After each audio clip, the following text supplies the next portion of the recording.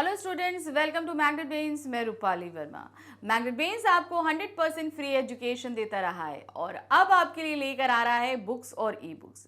ये बुक्स और e books आपको मिल रही हैं किंडरगार्टन से लेकर क्लास 12 तक के सभी सब्जेक्ट्स के लिए। जितने भी सब्जेक्ट्स हैं सभी के लिए ये बुक्स मिल रही हैं। तो अब इन बुक्स में खास क्या है, इनको हमने आपकी पढ़ाई के हिसाब से आसान बनाने के लिए अलग अलग कैटेगरीज में डिवाइड किया है। जैसे हम कोई भी चैप्टर पढ़ते हैं तो सबसे पहले हम क्या पढ़ते हैं, हम किसी भी चैप्टर की थ्योरी पढ़ते हैं, उसके डिटेल एक्सप्लेनेशन को पढ़ते हैं।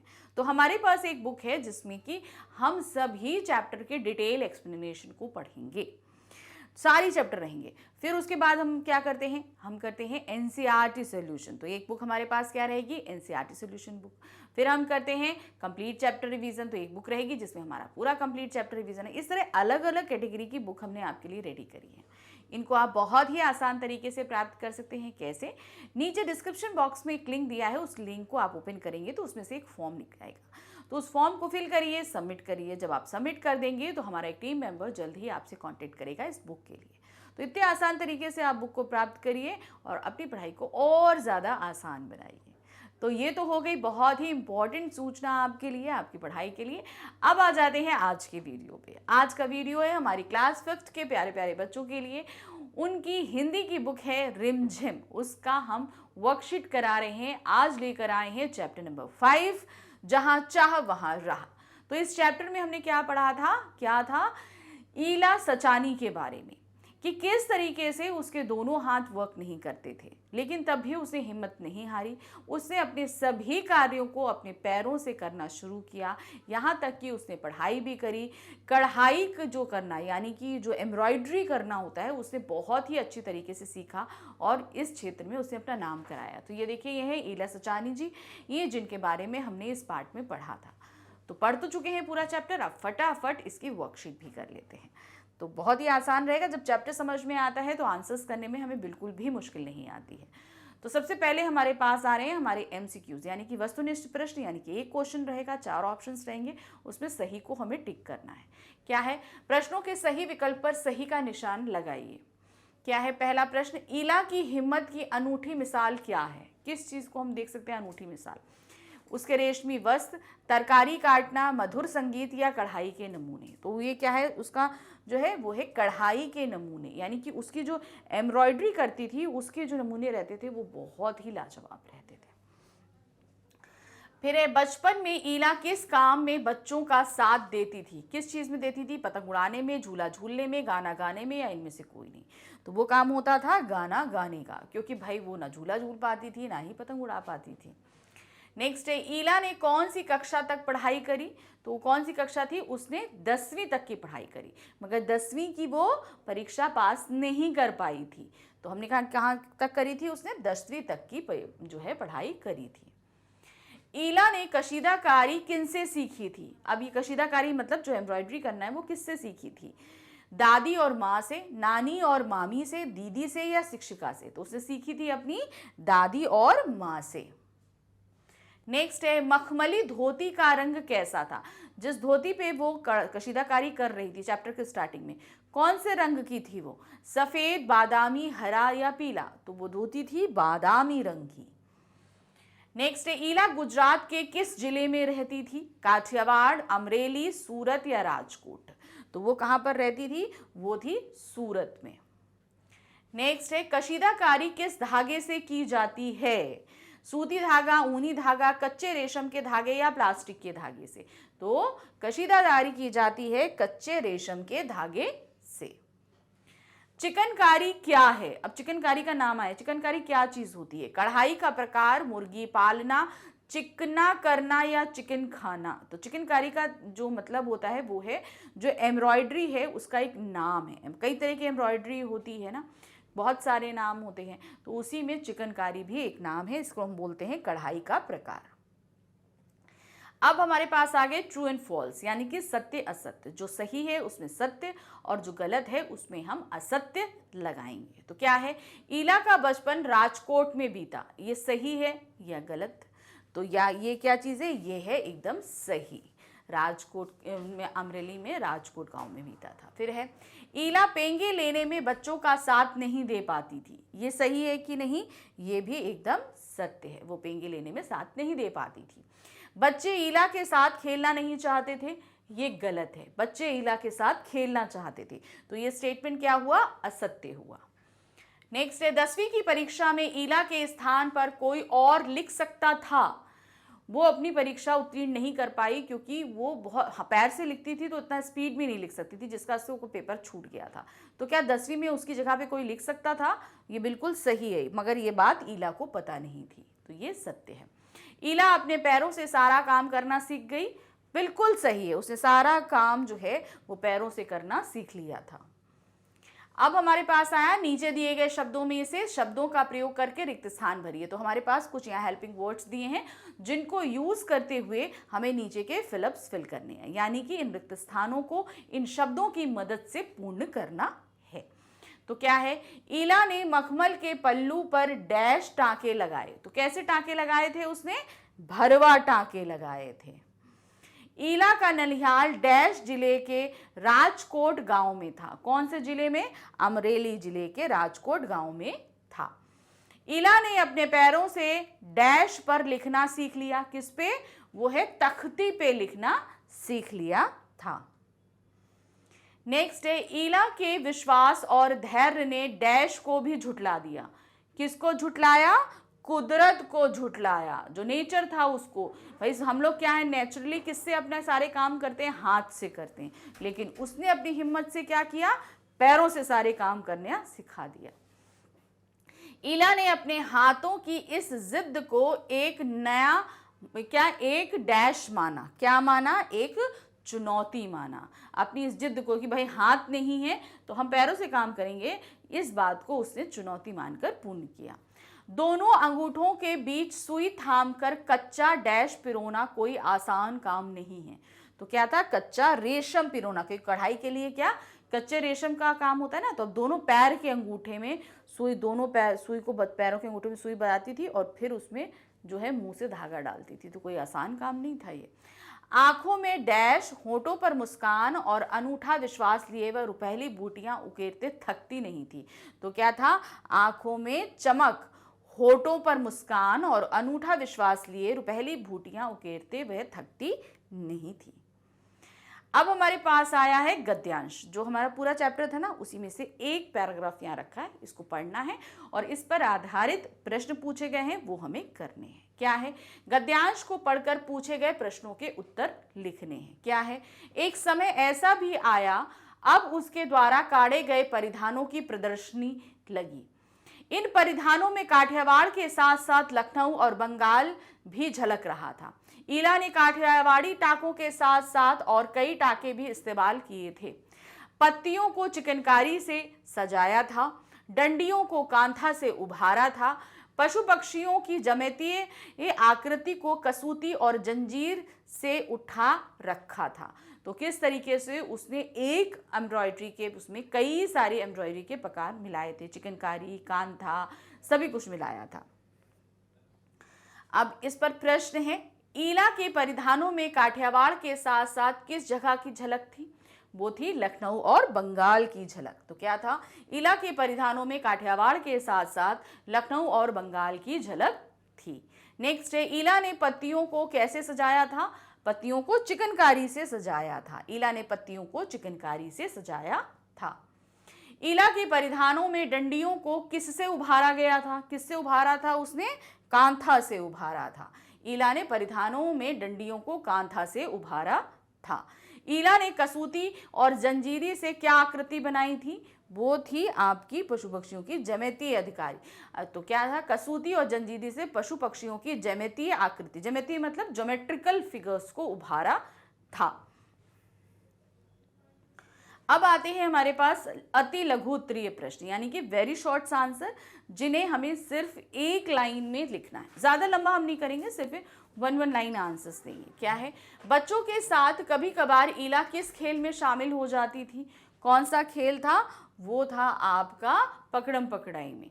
तो क्या है, बच्चों के साथ कभी कभार ईला पकड़म पकड़ाई और विष अमृत के खेल में शामिल हो जाती थी। भाई हाथों वाला जो खेल था वो नहीं कर सकती थी, लेकिन दौड़ लेती थी कि कोई इसको पकड़े, इस तरह के खेल खेल लेती थी। 15-16 वर्ष की आयु में ईला किस में दक्ष हो गई थी? किस चीज में? वो थी आपकी जो है काठियावाड़ी कशीदाकारी में। 15-16 वर्ष की आयु में ईला काठियावाड़ी कशीदाकारी में दक्ष हो गई थी।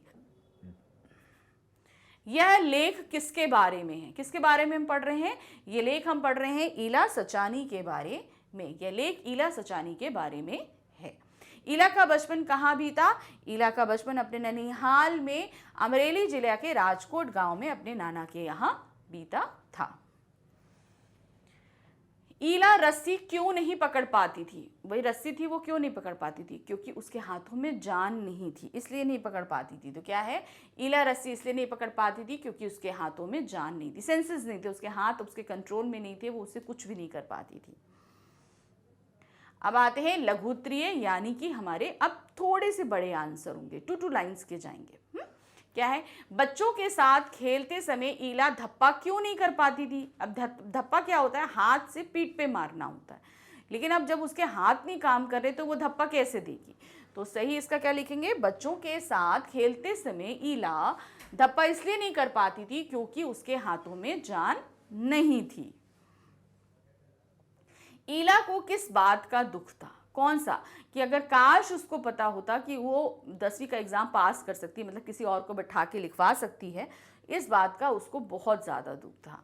तो क्या था? ईला 10वीं की परीक्षा पास नहीं कर पाई। ईला को यह मालूम ना था कि परीक्षा के लिए उसे अतिरिक्त समय मिल सकता है, उसे ऐसे व्यक्ति की सुविधा भी मिल सकती थी जो परीक्षा में उसके लिए लिखने का काम कर सके। ये जानकारी ईला को समय रहते मिल जाती तो कितना अच्छा होता, उसे इस बात का दुख था। नेक्स्ट है, ईला के पांव अब थकते नहीं थे। पंक्ति का आश्रय क्या है? ईला के पांव अब थकते नहीं थे। क्यों? क्योंकि वो अपने काम में बहुत ही ज़्यादा एक्सपर्ट हो गई थी और उसे अपने काम बहुत अच्छे से करने में आत्मविश्वास आ गया था, तो सभी काम को बहुत ही फुर्ती के साथ कर लेती थी। तो क्या है, ईला के पांव थकते नहीं थे। पंक्ति का आश्रय है कि अब उसे अपने पर आत्मविश्वास हो गया था और वह सभी कार्य पूर्ण रूप से कर लेती थी। नेक्स्ट है, खेल से मन भर जाने पर बच्चे क्या करते हैं? जब खेल से मन भर जाता था तो बच्चे क्या करते थे?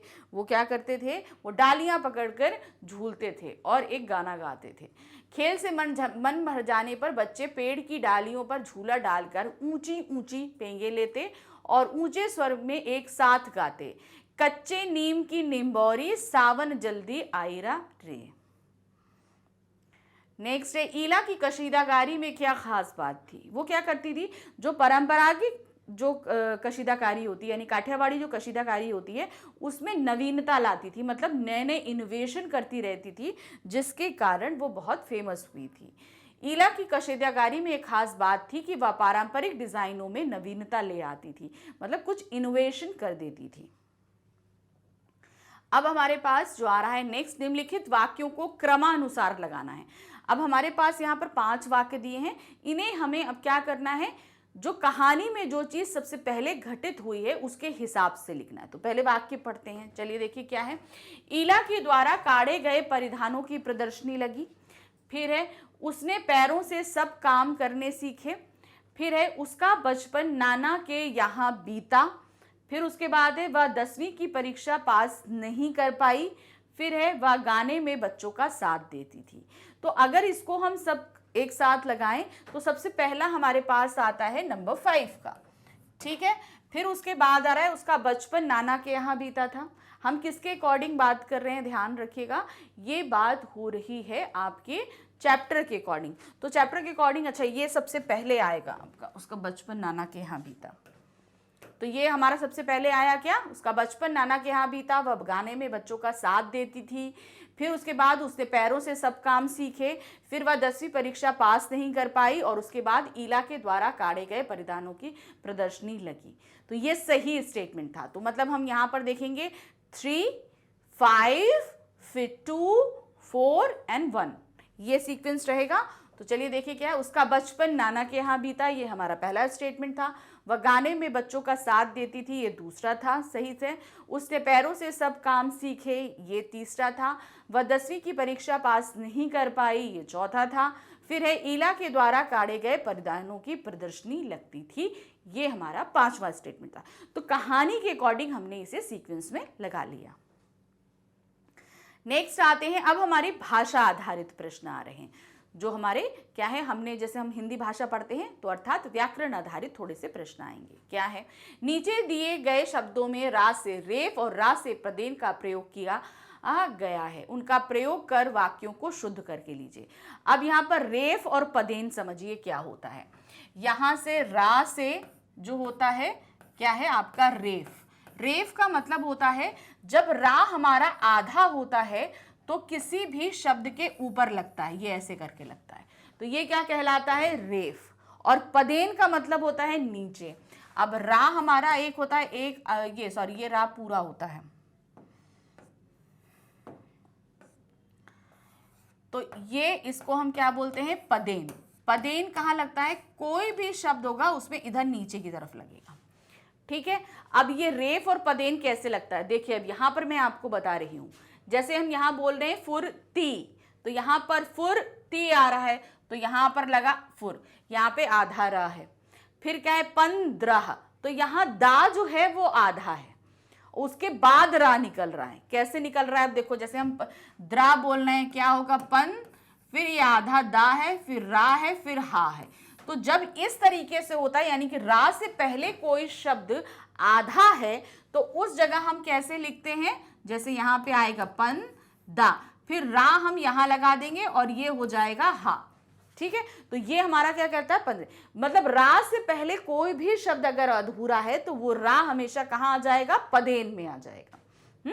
अब यहां पर 15 है तो ये हो गया, फिर यहां पर धैर्य, ये चला गया, ट्रेन ये आ गया, फिर क्या है, प्रदर्शनी, ये यहां पर प्रा हो गया, फिर क्या है, ट्रंक, फिर है ये फर्श, फिर है ये क्या, ड्राइवर। ठीक है, तो ये हमारा सही है। अब इसको हम सही रूप में देखते हैं, ये देखिए, ये देखिए, फुर्ती, 15, धैर्य, ट्रेन, प्रदर्शनी, ट्रंक, फर्श, ड्राइवर, ये हमारा एकदम सही है। चलिए नेक्स्ट देखते हैं। निम्नलिखित वाक्य शब्दों के इधर उधर रखे जाने के कारण अशुद्ध हो गए हैं, इन्हें शुद्ध बनाइए। मतलब हमने सही तरीके से वाक्यों को जैसे रहते हैं और एक एकदम मीनिंगफुल वाक्य बन जाता है, उसकी जगह हमने इसको उल्टा पुल्टा लिख दिया है। अब आपको सही करना है। जैसे क्या है बात दुख का इस उसे, तो इसको सही क्या होगा, उसे इस बात का दुख है, तो सही क्या है, उसे इस बात का दुख है। नेक्स्ट है, चिकनकारी को पत्तियों से सजाया था, गलत है, चिकनकारी पत्तियों से थोड़ी, पत्तियों को चिकनकारी से सजाया था, पत्तियों को चिकनकारी से सजाया था। नेक्स्ट आते हैं, एक स्कूल ले लिया दाखिला में उसने, तो क्या होगा, उसने एक स्कूल में दाखिला ले लिया। अब है नेक्स्ट, जिन शब्दों से काम के करने या होने का बोध हो उन्हें क्रिया कहते हैं। ठीक है, हम सभी को पता है क्रिया क्या होती है, जैसे चलना, सोना, बोलना, पढ़ना इत्यादि। इससे क्या पता चलता है कि कोई काम हो रहा है। फिर है, नीचे दिए गए शब्द समूह में से संज्ञा और क्रिया शब्द छांट के लिखिए। हमें संज्ञा भी पता है क्या होती है, क्रिया भी पता है क्या होती है, तो फटाफट छांट लेते हैं। जैसे यहाँ पर है, बुनाई और काढ़ना और खेलना, झूलना, ये सभी हमारी क्या है, क्रिया। अब टाका, टाका क्या है, ये एक कढ़ाई में एक जो टाका लगता है उसका नाम है, तो ये संज्ञा हो गई। बुहारना, उकेरना, ये हमारी क्रिया हो गई। बुहारना मतलब झाड़ना, उकेरना मतलब निकालना। फिर कढ़ाई और सिलाई, ये भी एम्ब्रॉयडरी के होते हैं आपके कपड़े सिलने के नाम, तो ये हमारा क्या हो गया, संज्ञा हो गई। पैरों, ईला, ये भी संज्ञा है। बजाते, पिरोना, थकती, ये हमारी क्या है, क्रिया हो गई। फिर है नमूने, नमूने, प्रदर्शनी, ये हमारी क्या है, संज्ञा है। देंगी, दौड़ेंगी, खींचते, ये हमारी क्रिया है। अमृत, अमृत क्या हो गया, ये एक कहते हैं रस का नाम है, इसलिए ये हो गया संज्ञा। तो देखो इसको इस तरीके से हमने लिखा, क्रिया शब्द अलग और संज्ञा शब्द अलग। क्रिया शब्द है बुनाई, काटना, खेल, झूलना, बुहारना, उकेरना, बजाते, पिरोंगी, पिरोएंगी, देगी, दौड़ती, खींचते। उसी तरह संज्ञा शब्द क्या हुआ, टाका, कढ़ाई, सिलाई, पैरों, ईला, थकती, नमूने, प्रदर्शनी, अमृत। ये सभी हमारे क्या हो गए, संज्ञा शब्द। अब आते हैं नंबर 4 पे। निम्नलिखित वाक्यों में से सर्वनाम शब्द छांट के लिखने हैं। अब हमारे पास कुछ वाक्य दिए गए हैं जिसमें से हमें सर्वनाम शब्दों को छांटना है। पढ़ते हैं। मैंने गाने में रुचि नहीं दिखाई, तो यहाँ मैंने शब्द क्या है, ये हमारा सर्वनाम हुआ। फिर आते हैं, वह परेशानियों के आगे घुटने टेकने वाली नहीं थी, तो वह शब्द क्या हो गया, ये हमने किसके लिए इस्तेमाल किया, ईला के लिए। अब संज्ञा के स्थान पे हमने जिस शब्द को इस्तेमाल किया वो क्या हुआ, सर्वनाम हुआ। उसने पैरों से काम करना सीखा, उसने किसने, ईला ने, तो यहाँ पर ईला की जगह हमने जिस शब्द को इस्तेमाल किया वो सर्वनाम हुआ। उन्होंने पैसे वापस कर दिए, उन्होंने कोई भी व्यक्ति होगा जिसने वापस कर दिए, तो वो हमारा क्या हो गया, उस व्यक्ति की जगह हमने जो शब्द इस्तेमाल किया वो सर्वनाम हो गया। नेक्स्ट आते, तुम कहाँ जा रहे हो, तुम जो है वो क्या है, एक व्यक्ति का नाम हो सकता है, उसकी जगह हमने इस्तेमाल किया, इसलिए तुम कहाँ, कहाँ मतलब यहाँ पे किसी स्थान का नाम होगा तो उसकी जगह कहाँ हमने इस्तेमाल किया, तो ये दोनों हमारे क्या हो गए, सर्वनाम हो गए। तो चलिए देखते हैं सही हमारा, मैंने, वह, उसने, उन्होंने, तुम, कहाँ, ये सभी हमारे सर्वनाम शब्द हैं। अब नेक्स्ट आते हैं, निम्नलिखित शब्दों के एक वचन लिखने हैं। अब जैसे यहाँ पर क्या है, बेल बूटों, तो क्या हो जाएगा, बेल बूटा। टाकों, तो क्या हो जाएगा, टाका। नमूने, नमूना। डालियों, डाली। पैरों, पैर। अंगूठों, अंगूठा। डंडियों, डंडी। परिधानों, तो क्या हो जाएगा, परिधान। लिखेंगे कैसे, देखिए इसको, बेल बूटों का हो जाएगा बेल बूटा। टाकों, टाका। नमूने, नमूना। डालियों, डाली। पैरों, पैर। अंगूठों, अंगूठा। डंडियों, डंडी। परिधानों, परिधान। तो इस तरीके से हमने फटाफट एक वचन कर लिया। अब आते हैं हम विलोम शब्द में, यानी कि विपरीत अर्थ देने वाले शब्द। जैसे यहाँ पर है विष, तो विष का क्या होगा, अमृत। इधर, उधर। सुविधा, असुविधा। कच्चा, पक्का। विश्वास, अविश्वास। धर्म, अधर्म। तो ये सब हमारे विलोम है। लिखेंगे कैसे, देखिए, विष, अमृत। इधर, उधर। सुविधा, असुविधा। कच्चा, पक्का। विश्वास, अविश्वास। धर्म, अधर्म। तो ये सभी हो गए हमारे विलोम शब्द। तो देखिए हमने फटाफट पूरी वर्कशीट खत्म कर ली। तो इसी तरीके से अभी और भी चैप्टर्स करेंगे। तो फिर से आपके लिए वो इंपॉर्टेंट न्यूज़ है मैं लेकर आ रही हूँ। फिर से आपको बताती हूँ कि मैग्नेट बेन्स अब आपके लिए लेकर आ रहा है बुक्स और ई बुक्स। इनको प्राप्त आप बहुत ही आसानी से कर सकते हैं, लेकिन ये पहले जानिए कि कौन सी क्लास है। ये है हमारी किंडरगार्टन से लेकर क्लास 12 तक के सभी सब्जेक्ट्स के लिए, और इन्हें हमने अलग अलग कैटेगरीज में आपके लिए रेडी किया है। जैसे कि हम अभी कर रहे हैं वर्कशीट, तो हमारी एक बुक रहेगी जिसमें हमारे सभी चैप्टर के वर्कशीट ही रहेंगी विद सोल्यूशन। हमने डिटेल एक्सप्लेनेशन किया, एनसीईआरटी सोल्यूशन किया, तो इसी तरह हमारी एक बुक हो जाएगी थ्योरी बुक, एक बुक हो जाएगी एनसीईआरटी सोल्यूशन बुक। तो ये अलग अलग कैटेगरी में बुक रेडी है। इसे प्राप्त करने के लिए नीचे डिस्क्रिप्शन बॉक्स में एक लिंक दिया गया है, उस लिंक को क्लिक करिए। क्लिक करते ही आपके सामने एक फॉर्म आएगा, उस फॉर्म को फिल करिए, सबमिट कीजिए। हमारा एक टीम मेंबर आपसे जल्द ही बात करेगा इस बुक के लिए। तो इस आसान तरीके से बुक को प्राप्त करिए और अपनी पढ़ाई बहुत अच्छे से करिए, ठीक है। तो आगे अभी और भी चैप्टर्स हैं, हम लोग वर्कशीट मिलकर करते रहेंगे। फिर से मिलेंगे, बाय बाय।